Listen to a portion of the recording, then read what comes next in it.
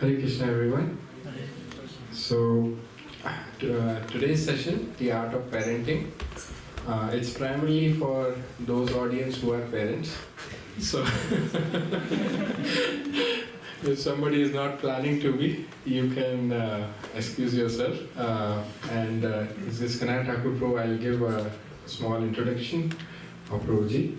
So, this is Kanai Thakur Pro holds an MBA from Symbiosis University, Pune, and has worked in MNCs like Siemens, Patni and Gensa Technologies, where he earned Best Employee Award. Inspired by the Bhagavad Gita as it is, he dedicated his life to spreading its wisdom, joining ISKCON Pune in 2004. He serves as a lifestyle coach, manager, counselor, leader, guiding all of the ages. He has delivered seminars at top Indian institutes like ITs and IIM, and conducts programs across India and internationally, especially in the US and Canada. He manages several ISKCON temples and youth centers and is currently leading the construction of a new temple in Pune. So, with a lot of gratitude and happiness, we would like to welcome Prabhuji by loudly chanting Hare Krishna Mahamantra. Hare Krishna, Krishna Krishna, Hare Hare, Hare Ram, Ram Ram, Hare Hare.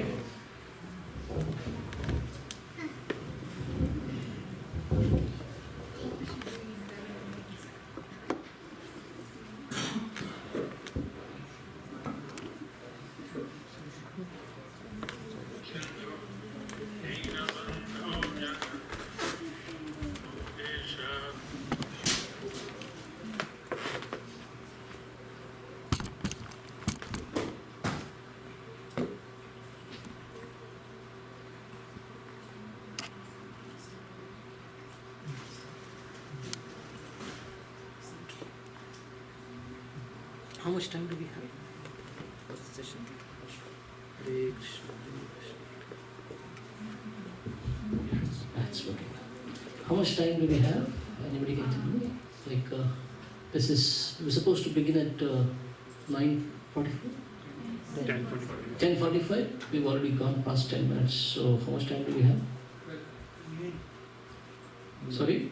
No, I am not asking you. You'll always give the... Your information cannot be trusted only.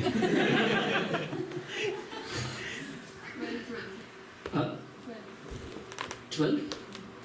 Okay. We'll have 1 hour.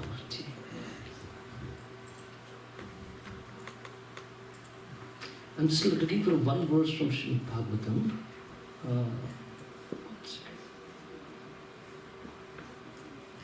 An example of a troubled parent. Then we'll discuss art of parenting from Bhagavatam. One second.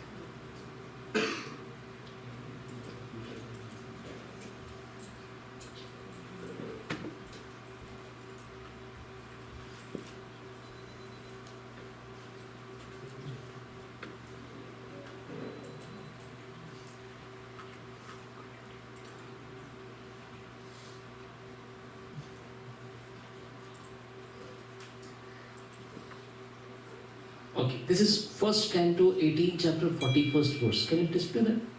1:18:41. Example of a troubled parent. Can you? 1:18:41. Okay, please go. We'll chant praise by that. Om Namo Bhagavate Vasudevaya. Om Namo Bhagavate Vasudevaya. Om Namo Bhagavate Vasudevaya. Om Namo Bhagavate Vasudevaya. Om Ajnanatimidandasya Jnananjana Shalakaya Chakshurunmilitam Yena Tasmai Shri Gurave Namaha. Namah Vishnupadaya Krishna Pristhaya Bhutale Srimate Bhakti Vedanta Swami Iti Namine. Namaste Saraswate Deve Gauravani Pracharine Nirvishesha Shunyavadi Paschatya Deshatarine Vancha Kalpatarubhya Kripa Sindhubhya Evacha Patitanam Pavanebhyo Vaishnavebhyo Namo Namaha. Jaya Shri Krishna Chaitanya Prabhu Nityananda Shri Advaita Gadadhara Shri Vasadi Gaur Bhakta Vrinda Hare Krishna, Krishna Krishna, Hare Hare, Hare Rama, Rama Rama, Hare Hare. Hare Krishna. The verse that I have chosen is from 1st Canto, chapter number 18, Maharaj Parikshit cursed by a Brahmana boy.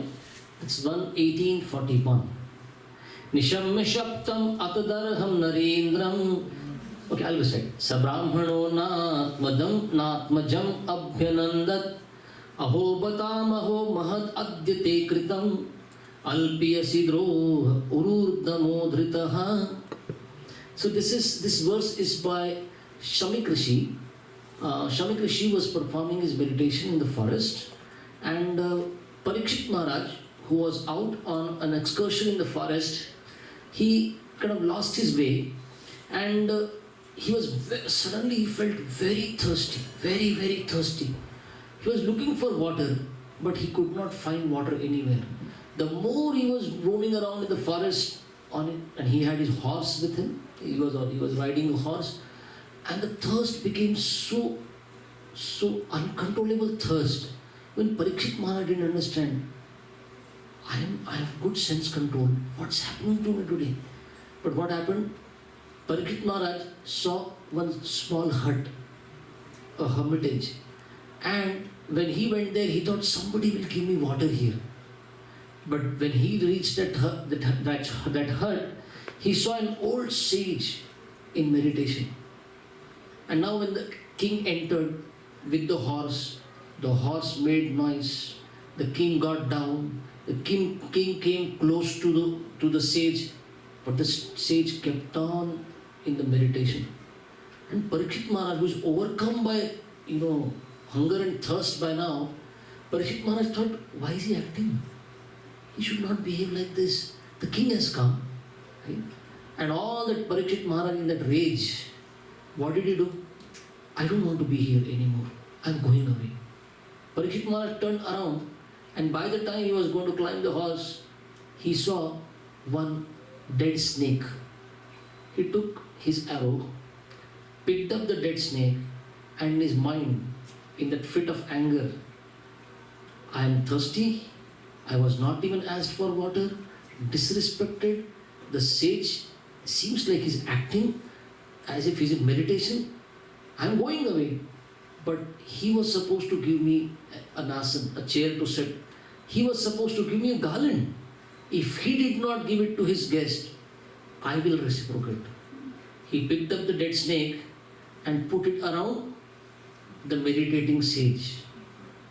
And even when the snake was put, the sage was in such deep samadhi, he did not even realize. Parikshit Maharaj boarded his, he took his horse, and he went away. But what happened?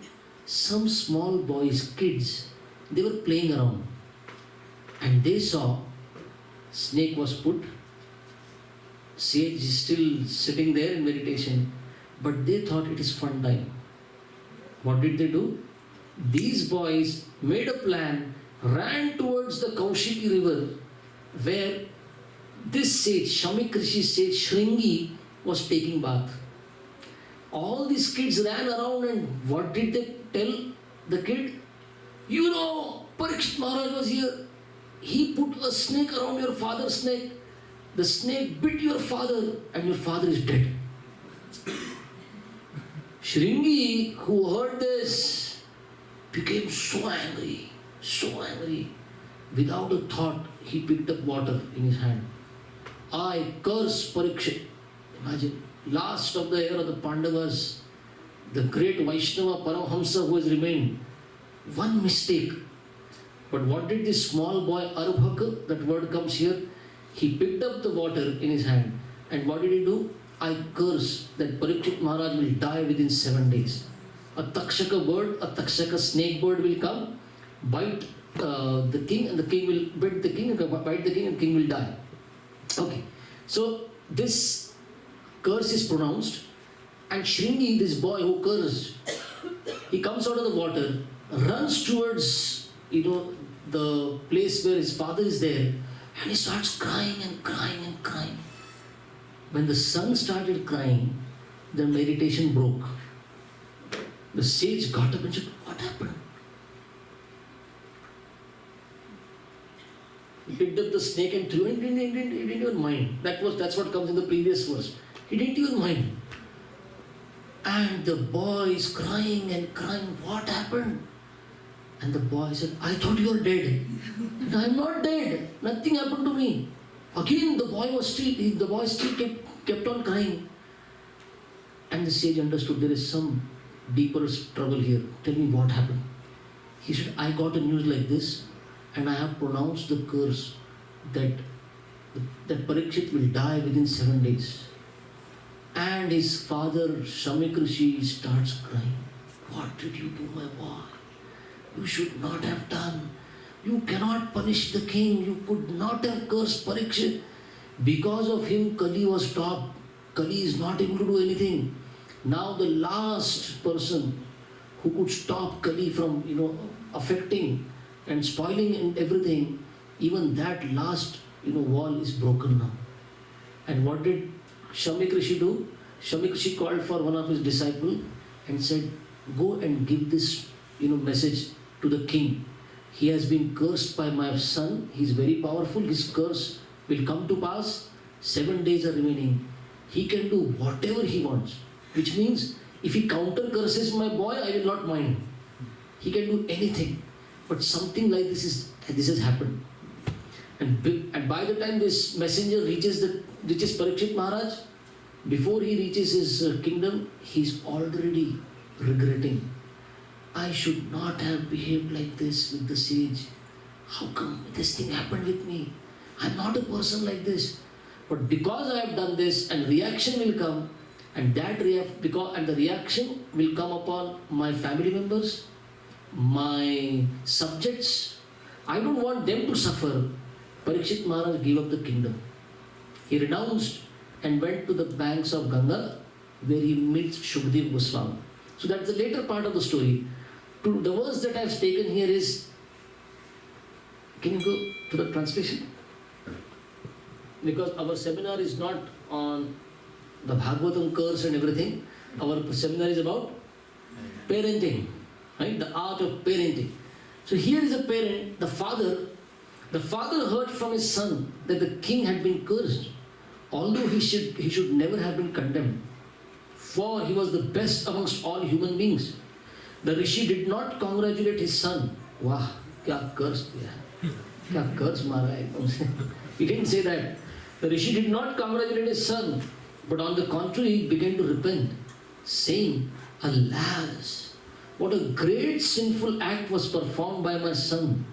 He has awarded a heavy punishment for an insignificant offense. Right? So here we find a parent regretting, repenting. Oh, I gave so much powers, I shared so much of my powers with my son, my child, and what has happened? He is regretting his parenting now. Oh, my parenting went bad somewhere. So what is art of parenting? Becoming a parent is not big deal. Even the cats and dogs, Prabhupada says, are producing babies. They also become parent. But their parenting is only up to how to eat, how to arrange for food, how to, don't think of others. You win, you become successful. Human parenting should not remain up to that point. Beta, enjoy. जो हमको नहीं मिला ना, back in India, we could not have got it. अब तुम ऐश करो बेटा, जी लो जिंदगी जाओ, जी ले तेरी जिंदगी, live your life, go. Now we have, why did we work so? Why did we come to West and work so hard? My child, you enjoy. And what happens? When the kids get more than what they deserve, and when they get without putting any solid effort, when they receive it free and cheap, then they become cheap. Right? Then they become so bad that we regret and repent sometime. Oh, why did we not know how to train our children? One time, one father came back to his home after office, and when he came home, the mother was shouting at the child, Nalayak! Right? Cheap guy, whatever, to the kid. The father was asking, क्या हुआ? What happened? Why are you shouting at the kid? Like, ये नालायक बाजू वाले के घर में गया और पेंसिल चोर के लाया. He has stolen a pencil from the neighbor, and he comes to a house like this. He's stolen the pencil, and the father became very angry. नालायक, इसी के लिए तुझको बड़ा किया था.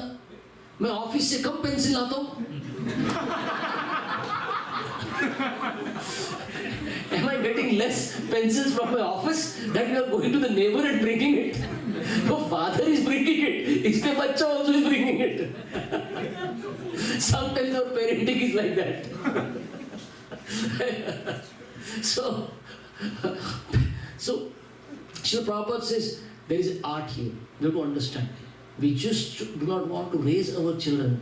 We want to raise our children in a materially satisfying atmosphere, a good upbringing, but that material upbringing should have a very good spiritual component.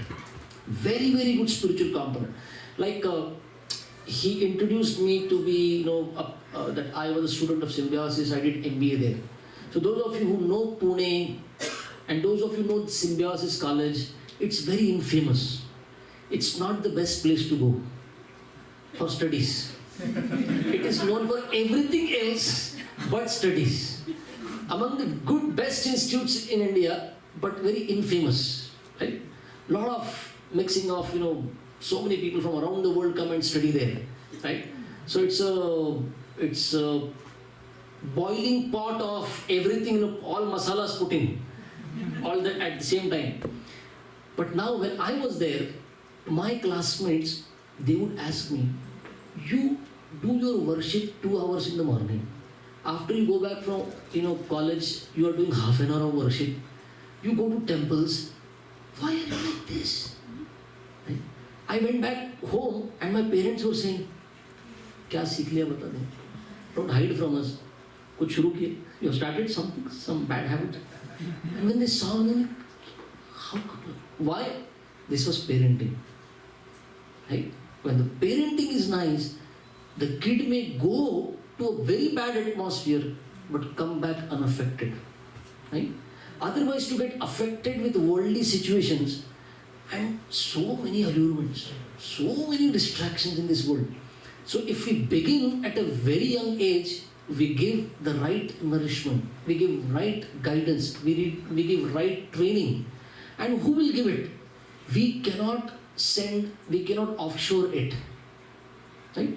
Training and guidance to our children. We cannot offload it. We cannot say school will do it. Nobody will do it. The parents have to do it. And parenting begins by setting a good example oneself. Children will simply copy parents. Whatever parents do. Children will, the first way they learn is copying the parents, what they do. We will simply repeat. Right? So if parents, and if I can tell you, the scriptures agree with it, and amongst the parents, the mother. The mother is the first person whom they will listen to, obey and look up to and simply copy. If the mother did, and nowadays that casualty is there, that the mother only is not seen. Mother is in office, kids are at child daycare, and which people they interact with. So both parents have to play the role, and amongst the parents, the mother has first role, higher role to play. So I will discuss parenting at 4 levels, and then I'll keep time for question answers. Right? The first kind of parents are called neglectful parents or neglectful parenting. Okay. I was going to make a PPT, but somehow I didn't get time. Neglectful parenting means, okay, I'll share some statements with you. Think of it. Do you identify yourself with it in neglectful parenting category? Neglectful. You don't ask your child about school or homework. Anybody? You never ask. School will take care of everything. Or you rarely know where your child is or he or she is with. You rarely know. Okay. Maybe somewhere, must be around somewhere. Who are the friends? Who does my kid, sit with along with talking to, messaging? What are friends? No, we don't care. Neglectful parenting, right? Or you don't have time to spend with your child. These are all symptoms of neglectful parenting.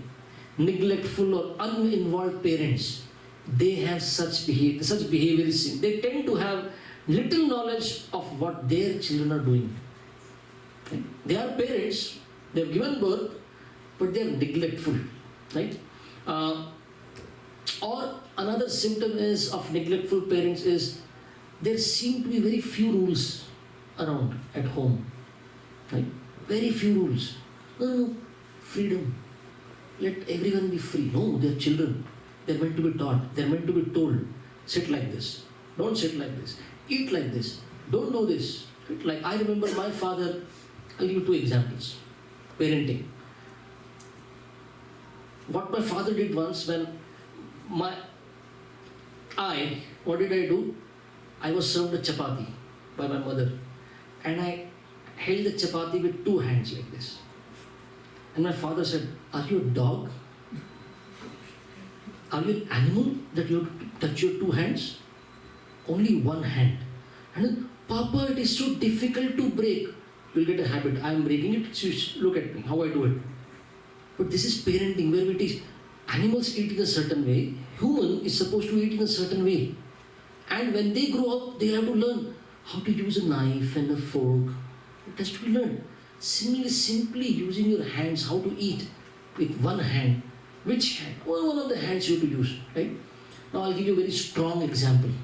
I don't know how much this example suits in this, setting of a Western country, but back in India, this is like 40 years ago, right? Now when I am 48,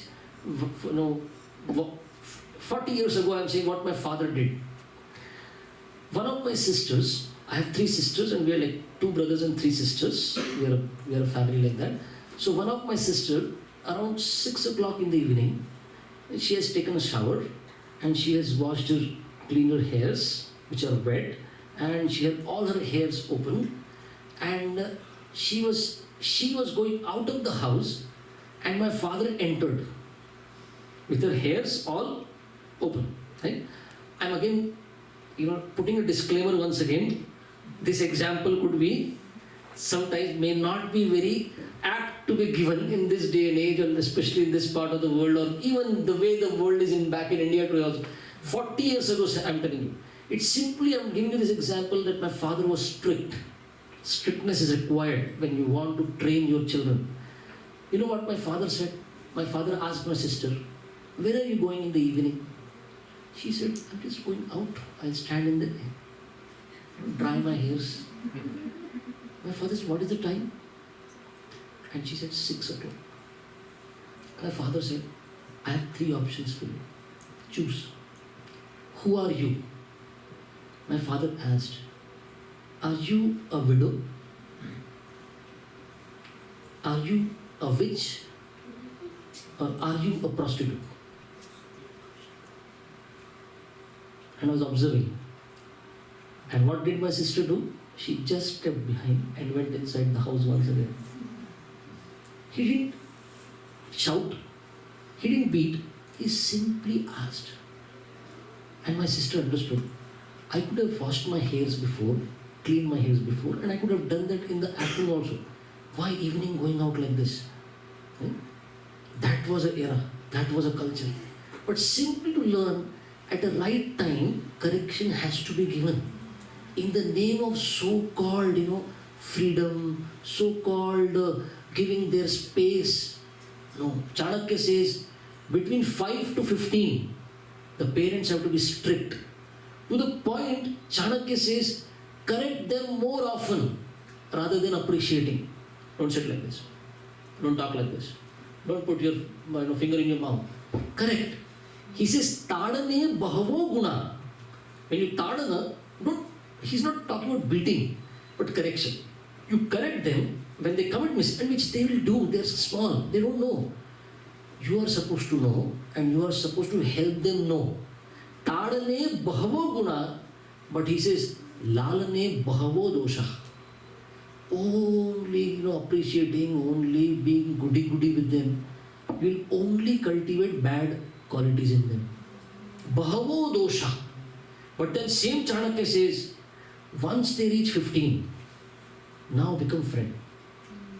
Now no more parenting.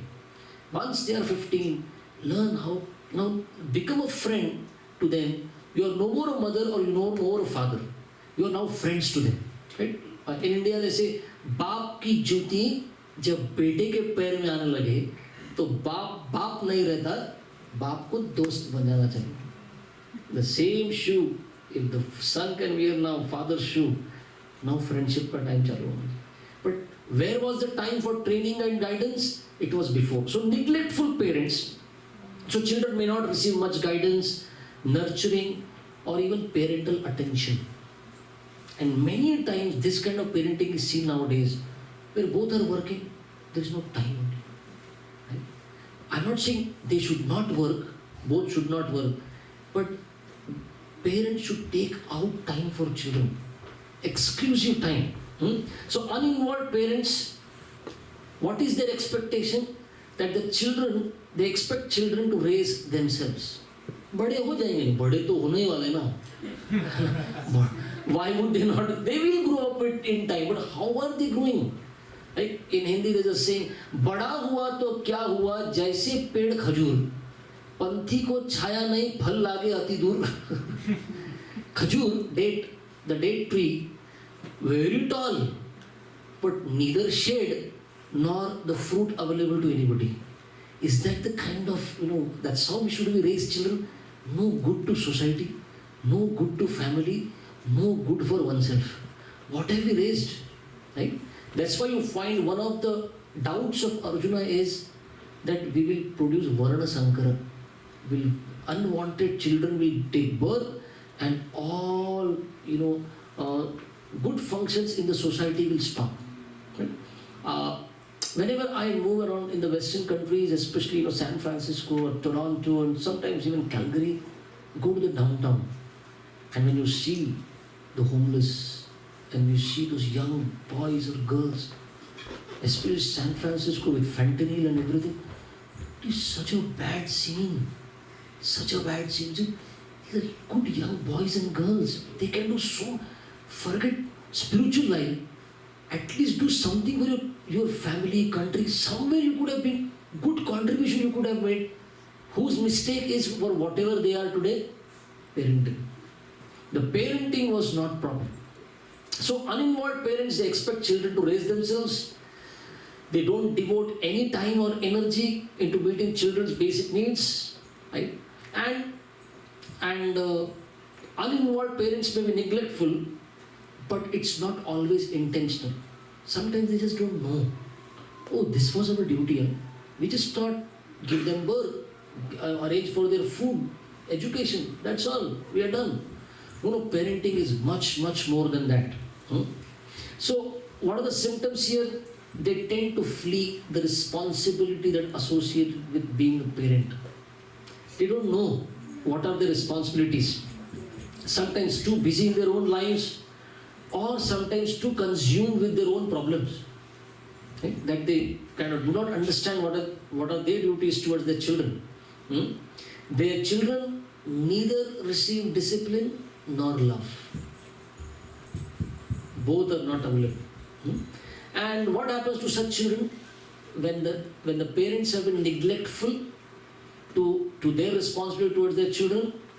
The children develop low self-esteem, very low self-esteem. Second is, this neglect is at some level selfishness. Okay, and in the Bhagavatam, the example comes of Maharaj Uttanapath, who was a neglectful parent, and what came out was son by the name Vena. A time came where Vena was so violent that his father simply felt, I don't want to live in this house anymore, and he just left and went to forest. But such atrocities women are committed on others. Okay. So first is neglectful parents or neglectful parenting. Second kind of parenting is called permissive parenting. What are permissive parents? I'll give you some statements to all of you. Let us see if you can connect to it.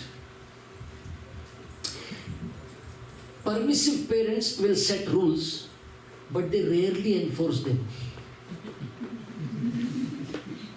They'll make rules, but they'll not enforce. Right? You don't spell out the consequences very clearly. These are permissive parents.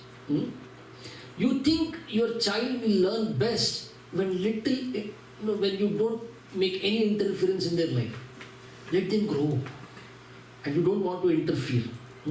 So generally, permissive parents, they are lenient. They go into that category. They become lenient. They often only step in when there is a serious problem. जब पानी sir से ऊपर चला गया, as they say in Hindi, things have gone beyond a level and they get in. No. Our child, why did you do this? They are quite forgiving and they adopt an attitude of kids will be kids, Kids will be kids. That kind of attitude. Like, one time in Uttar Pradesh, in Maharashtra, in India, there was some news that there was some young boys, they were involved with rape. They were involved in such things. And one politician, when he was asked, he said, "Oh, बच्चों से गलती हो जाती है." What? बच्चों से गलती? Kids, this is a mistake. This is intentional, man. But they are quite forgiving, and they adopt the attitude of kids will be kids, right? And when they do use consequences, they may not make those consequences stick. Oh, बच्चे को खराब लगेगा. Leave it now. The kid should not feel bad. No, you have spelled out consequences, and this is the time to enforce those consequences. They might give privileges back if a child begs. Papa, please. Okay, next time. Wait. Don't forgive. You had clearly said, if this mistake will be committed, this will be the result. So they might give privileges back if a child begs, or they may allow a child to get out of time out early if he promises to be good. Papa, I'll be nice next time. Okay, no way. No false promises. We had agreed, if you commit this mistake, you'll get this punishment. No, enforce punishment. But permissive parents will not do that. Permissive parents usually may take on more of a friend role than a parent role. They become friends. You are not supposed to be. Your kid will get friends also. Your kid first should get parents. So understand your role and play that role. They often encourage their children to talk with them about their problems, but they usually don't put much effort into discouraging poor choices or bad behavior. They're available. They will talk, right? But they will not discourage poor choices or bad behavior. Okay. So what do permissive parents do? They have love and care for their kids, but they fail to set limits. Right? Like Lakshman set a limit for Sita, which was called Lakshman Rekha. All parents are supposed to do with children. This is right behavior. This is the time to come back. This is the amount of studies we want. And then kids grow nicely. But if you don't set limits, right? So permissive parents have love and care for their kids, but they fail to set limits, and they often feel that discipline will drive children away or interfere with affection. But discipline has its role, right? A disciple means discipline. Shishya means shasana. The kid requires it. They do not have clear understanding, so no clear understanding is given on what to do or what not to do.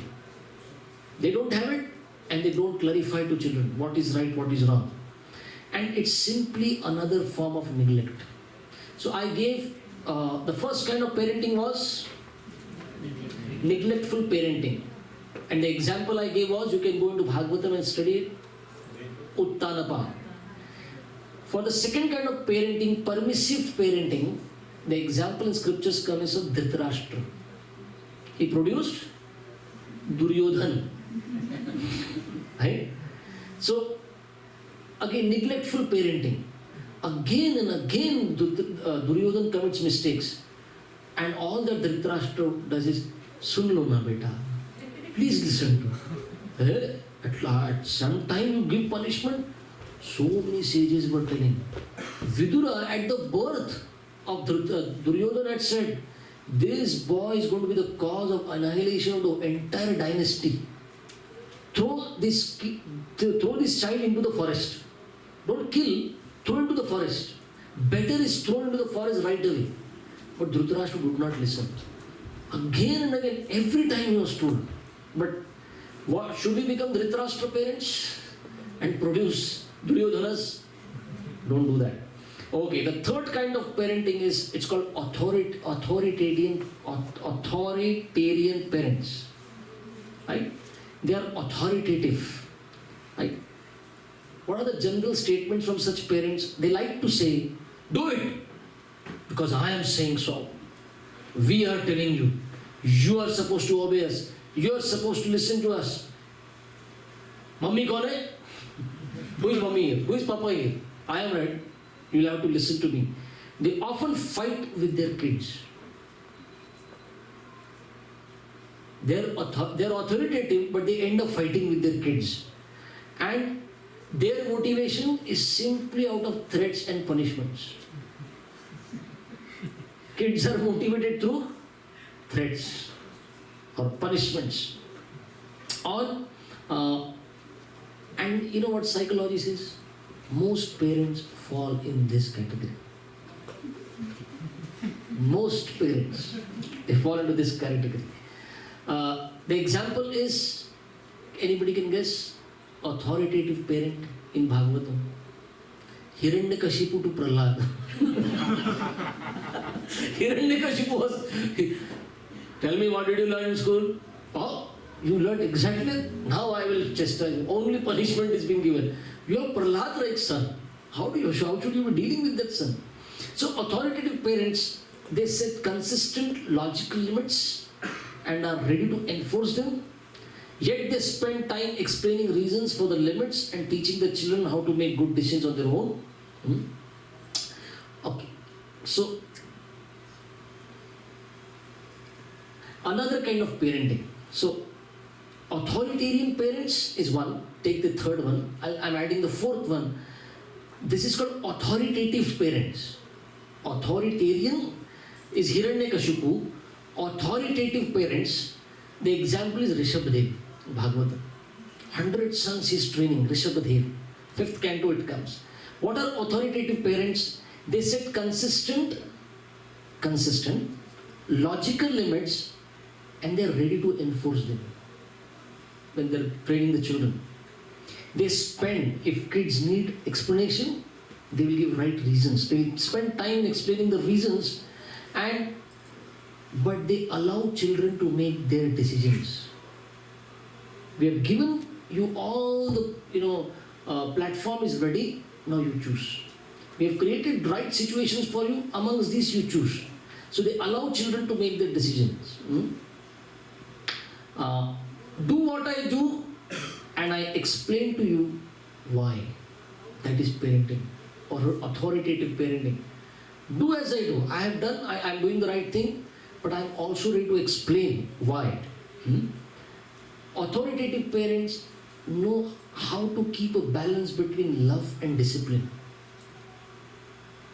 Love is needed, but discipline is also, and they know the perfect balance of it. When setting limits or requiring specific behavior, they take effort to explain the why. Okay. And they are consistent in dealing with their children.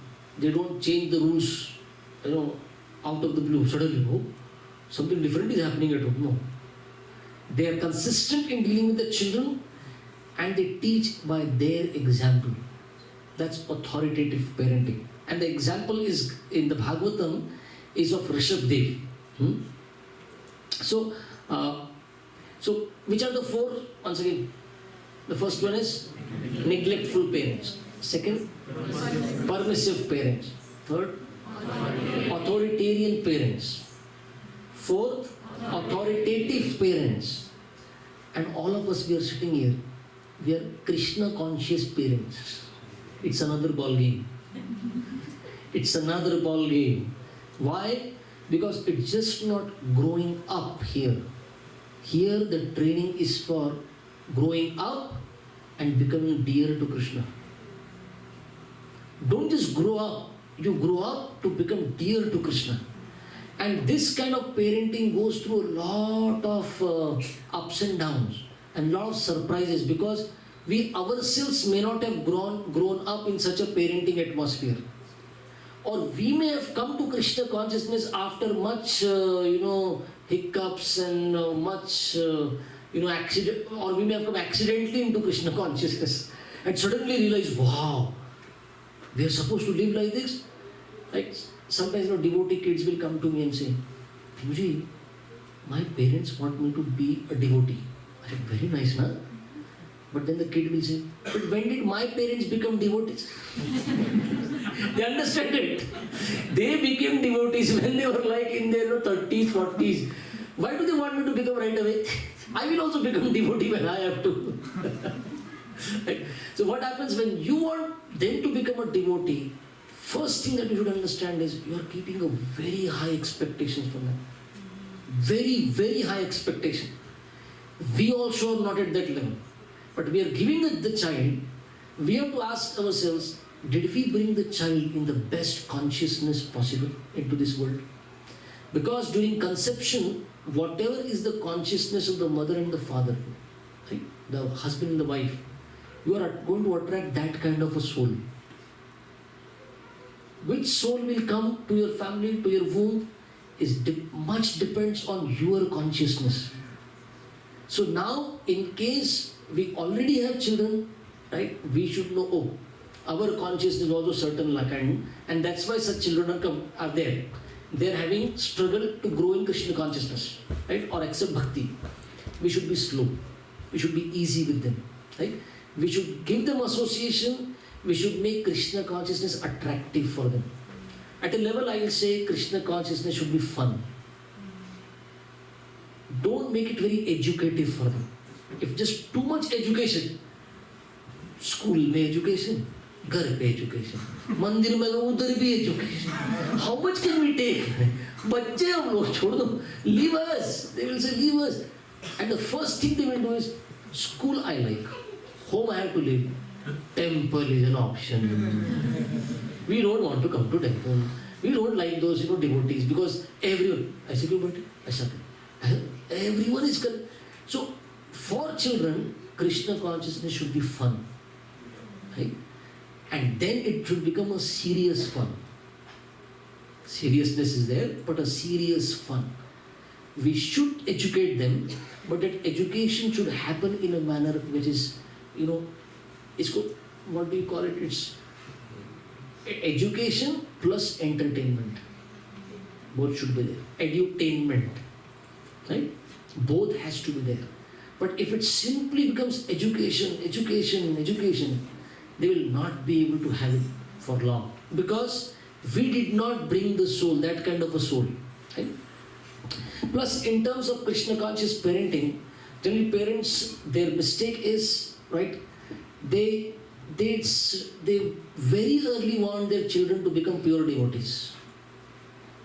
Very early. They themselves are not ideal as devotees, but they feel if we keep the ideal only as benchmark, then they will become ideal. No, ideal is something that you look up to, but you give space in between. Allow that space to grow. We tell about Prahlad Maharaj, but we don't expect, तुम्हारा नाम प्रहलाद रखा है तो वैसे ही बनना चाहिए. नाम प्रहलाद रखा है भाई. My name is Prahlad. Doesn't mean I will be Prahlad of Bhagavatam. Don't expect that from me. Right? जय श्री राधा माधव भगवान की जय.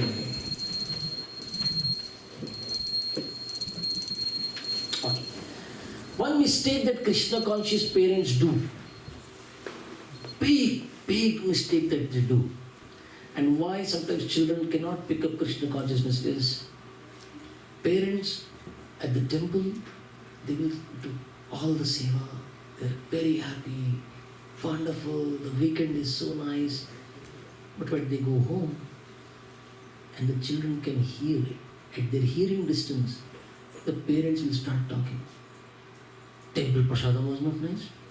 The president makes such announcements. That devotee family is not good. And what do they catch? This negativity is the first thing that they will catch. They are waiting. We know, this is not good, that is not good. When the parents end up talking about negative, everywhere, we all are struggling. Nobody's, we can say apart from Prabhupada, who can claim to be a pure devotee? We are not. Right? We are all struggling, we are all moving ahead. But if we only focus on negativity or negative things about each other, the children are going to catch that first. It's very easy to catch the negative things and very difficult to focus on the positive aspects. But if the parents do not know what to talk in front of the children, especially the negative aspects of which will be there, which will be around till the time we are all practicing devotees, it will be there. But if we do not know what we talk in front of children, then later after some age, the children will say, we don't want to practice. And then they recount all the negative things. They will not recount the wonderful festivals, the wonderful prasad, the wonderful seva. Nothing they will recount. They will only remember the negative things that they heard from parents. Right? So that's how Krishna conscious parenting is sometimes a tightrope walk. You have to give many things simultaneously. You have to give education, you have to give culture, you have to give very ideal behavior, right? So much expectation is there on children, and many times, there's a pressure that Krishna conscious parents create on children. Uska bachcha aisa hai, tum kyun nahi? Their kid is reciting shlokas. You fellow, you cannot even utter a sentence properly. Why are you comparing? Don't compare children. When you compare them, they actually lose hope in themselves. The kids will simply lose hope. I cannot be. Right? You give them what is right, you show them what is ideal, and you allow them space to grow. Appreciate them. Right? Okay, any questions till this point? I'll take questions now. Let us see if you have any questions. I can speak a lot about Krishna conscious parenting, good aspects and the bad things that we can do. Yes.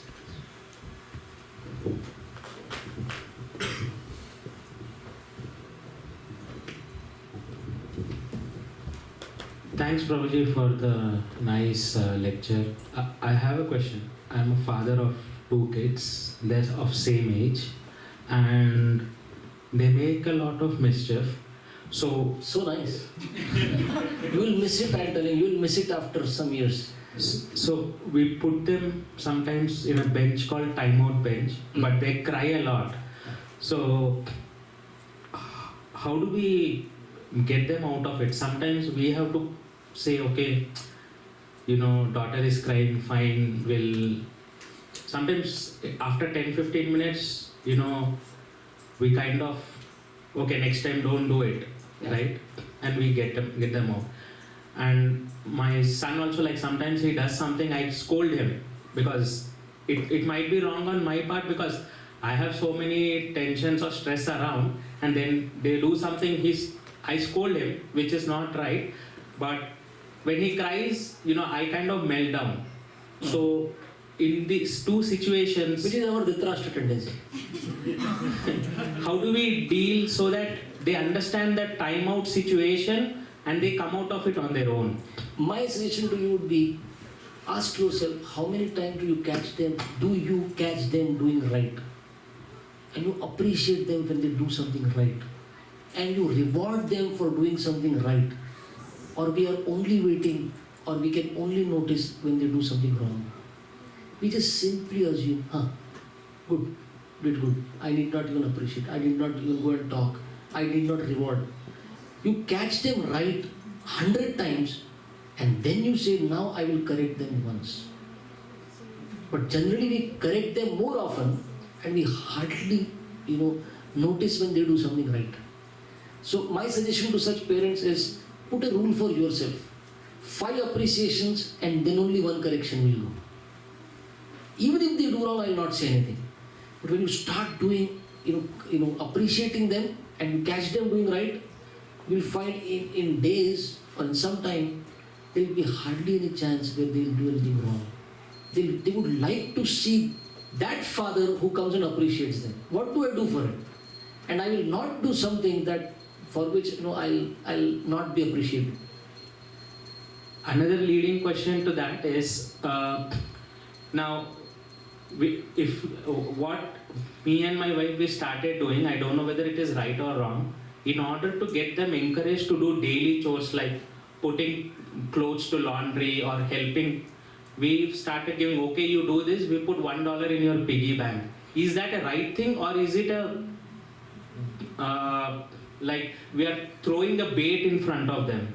See, rewards generally should not be money. Generally should not be money. It brings in greed. Another thing we are kind of nurturing in them. You have to find out what is it that they may like at that age. They don't understand also money so much. But we put in the value for money in them. We should put good values in them. We put good values as something attractive to them. Right? Some good behavioral skills, that you reward them with. Right? Something like, kids like to go out and have fun. Say, if I catch you doing good, you'll get this reward. What? We'll go out together somewhere. We'll hang out together somewhere. I'll play with you. I'll give time to you. Money is something I feel generally it should come once in a while. You can say that that's your piggy bank, that's your personal money, you can keep it, but you can reward, but should not be made every day. You did good, now I'll put money. Then they see money only is everything. Money, and they'll one time come and ask you, Papa, how much is in your bank balance? Tell me that also. I will see how to take the whole thing from you. Because money is only reward that they have seen. Right? I know one couple back in India. Their son came back. They say son came from US, and he told his parents, "I'm going to take you to US. Your visitor visa is done. You're going to come with me. Stay there for 6 months, and while you're there, I'll do your visa residency. Something I'll do there." And he made his parents sell all the properties, everything, all the money, everything, transferred, sent to US, everything done. He took the parents to the airport and he said, I will check in my bag. The son went in, and hours later also the parents are sitting on chairs, and the police came and said, what happened? Why are you sitting here for long and crying? Our son went in, it is more than 6-7 hours now we are sitting here, we don't know. And when they found out, the son had already left for US. And the parents do not even have a penny to go back to their village or wherever they were living. I know this couple personally through somebody. I know what they went through. Was it? That's how the child is supposed to be. The son is supposed to behave. But money. I don't care for you. So one has to be very careful what we are putting in. At this stage, whatever we give them, it should remain for long with them. So what should be an encouragement for them to do daily chores? It depends on your children. Don't copy paste anywhere else. You have to ask, what do my children like? Your child may simply like hot chapati. My mama makes hot chapati with ghee on it. You will get it, hot chapati with ghee. There is no anartha. Hot chapati with ghee anartha. It is a good thing to have. What is the problem? Hot chapati with ghee I like. I don't know. So go and ask, find out what is good, what is like. Some kid may simply like, I'll get a chance to play guitar. I will allow extra time with my guitar. Wonderful. Give that. That's the reward. Your girl may say, I want to dance. I want to learn dance. Wonderful. I'll give you more time to dance. No problem. Even if you study less, I will not mind. Dance. Because that's your reward time today. So what is their reward is their reward. You cannot say this is like sometimes general reward. Everyone will get a medal. What do I do with this medal? In the schools, they'll give medals, but I don't see it as a reward. I simply don't see it as a reward anymore. I have so many medals with me. But what will I see as a reward? If that is given to me, that could be a very simple thing. Right? But that I value a lot. Okay? Yeah. Yes. Oh, I speak louder. I can speak without mic. We have a question. Like technology is a bliss. It's a curse too, right? Like in today's Mostly a curse. Mostly a curse. I agree. Like most of the people, not even kids, even parents in today's time, YouTube, Instagram, Facebook. So kids spend a lot of time in that. And like for example, like my kids, I would say they are like, we have been studying, we are exhausted, now it's our me time, rest time. Screen time. Screen time.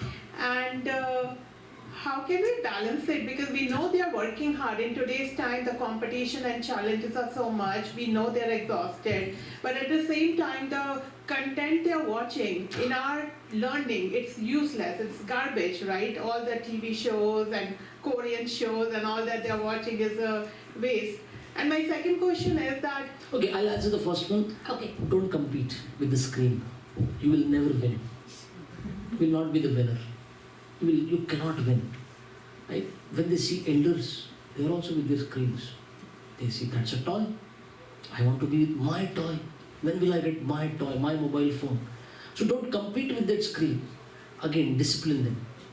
How to use, when to use, how much to use. Put parental controls if needed, but don't compete. I know parents who have literally their children is somebody ran away from home. Why? Because I was stopped from using the screen. I know a parent, the kid, उसका हाथ में लेके तवा पे रख दिया सब गरम gas के ऊपर when nobody is observing.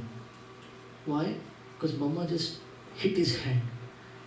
Mama came from behind. Kid was seeing something on the screen, and the kid felt you were trying to catch me like a thief or what. And mama just hit his hand. And what did he do? His hand. I'll burn this hand off. And who was hurt more, the kid or the mama? Mama. So don't compete with that screen. Right? एक शेर सुना. एक हमारा ज़माना था. एक आज का ज़माना है जब बच्चे YouTube चलाते थे. एक हमारा ज़माना जब हम टायर ट्यूब चलाते थे. एक टायर लेके भी वो दैट टायर अगर मम्मी ने कुछ छुपा दिया कितना गुस्सा आता था. टायर ले लिया मेरे कंचे ले लिए. That was simple life that we had. That simple, those concha glass balls or the tire tube, the place is taken by mobile phone. But yes, it is more nasty. It is more dangerous.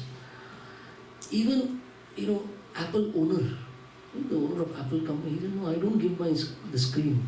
My kids are not going to get iPads. Never. Why? He knows what is there. Now, when Facebook was created, it was not just technical people who were there, who were not technologists who were there. There were also psychologists. Why? The psychologists were made to sit. See, when somebody goes to Las Vegas and bets, right? Generally what happens, the first shot they win.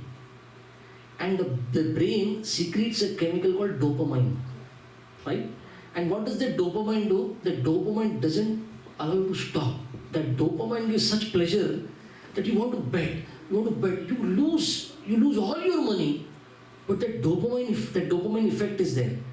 So Mark Zuckerberg, he said this, that when we created Facebook, we created it in a manner that, the use of it, the likes that you get, and the friends that you make, it creates a dopamine effect. How?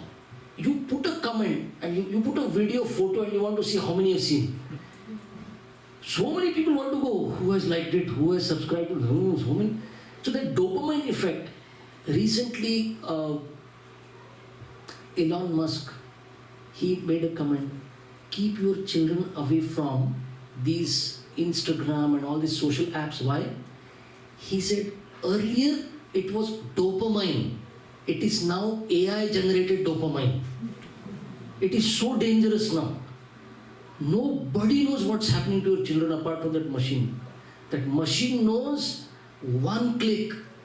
Your kid may just make one click somewhere, and that AI understands what all garbage is being thrown.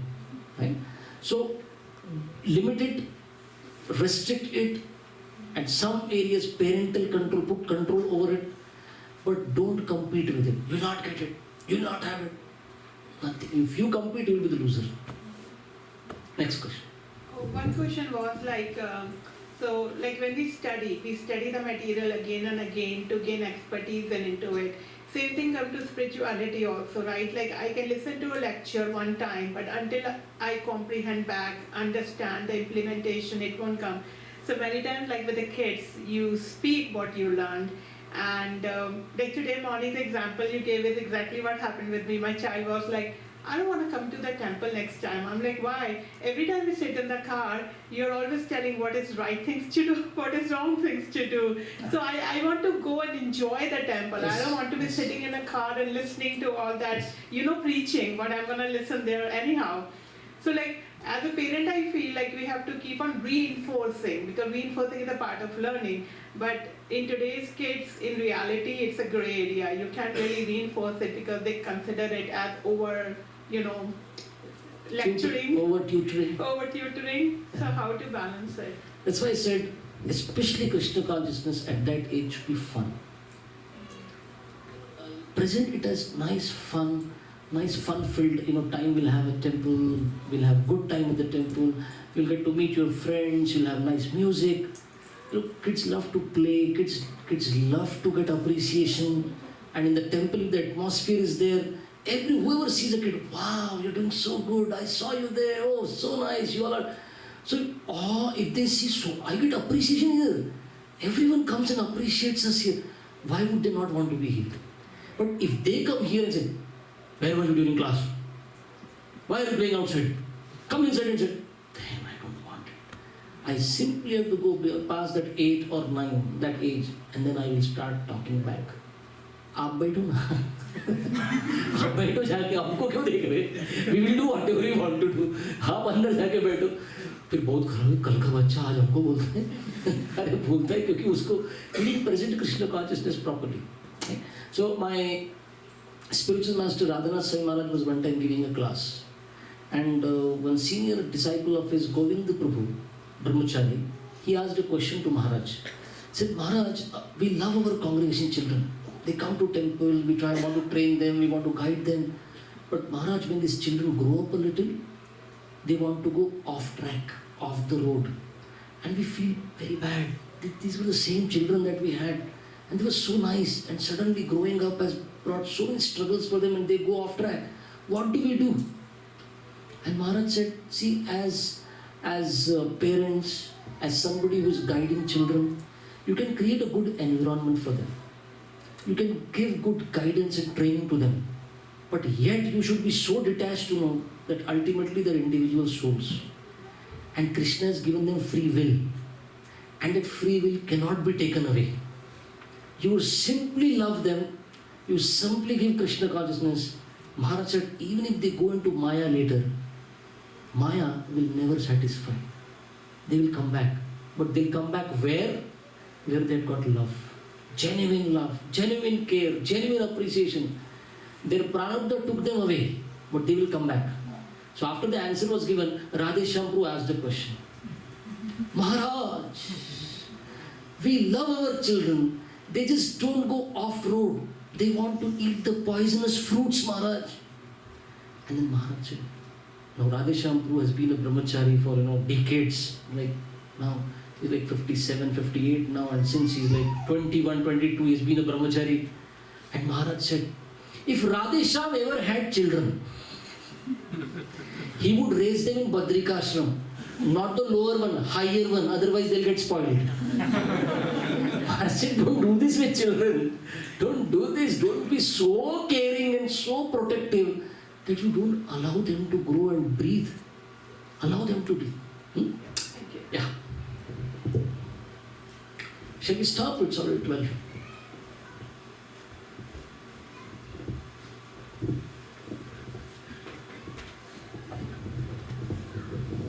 Probably one last question. Like from my son is now 5 years old, but from 2 years You know, old. your son is not 5 years old. Your son is spirit soul. Start seeing it like this. He may be advanced than you. The day you see your son like that, na, you'll actually do very good parenting. You are conditioning yourself to see things in a certain way. If you only see it like that, right? This soul is actually has come to deliver me. You will not just become a good parent, you will also become a good devotee. Continue. 5-year-old son. Sorry. Yeah. So he has this craziness of cars. Yes. So one day, like when I was trying to play soccer with him, his eyes were still on the car on that side. So I felt this craziness has to end. And then one day when he slept, I packed all the cars and put them in the garage. And then my wife, she brought Legos and he started building cars again with them. Now when we go to, now he's going to kindergarten, when there is a free drawing or sketch, he's drawing cars. So how should I make him? What is there adharma with cars? What is the problem? He's not doing adharma, man. He's not, killing, insects or, burning. I know kids when I grew up, what they would do? They would catch butterflies and string. Very painful death for that butterfly. And I would feel, don't do this. And they would say, we will not allow it to fly. We'll pull it back. That is the fun. Very demoniac. So your child is good. There can be demoniac ways of having fun for children also. So it will not remain for long, I'm telling you. This is a phase. Another 2-3 years, something else will come. That's a fact. And especially in Western society, you will find whatever is trending, everyone does that. Whatever is trending. So don't worry about this. You may go for some time like this. Don't hide it. You may find he may become a very good engineer. He may become a very good designer. What is the problem? He may play that role in this society while being a devotee. Not a problem. That's the role Krishna has kept for him. So until and unless with adharma, it is violent, there is no point. I don't see anything wrong in that. If he wants to play and he kind of has race for cars. Okay, let's stop. That's the indication for us. Divine indication. Thank you very much. Srimad Bhagavad Mahapurana ki jai. Srila Prabhupada ki jai.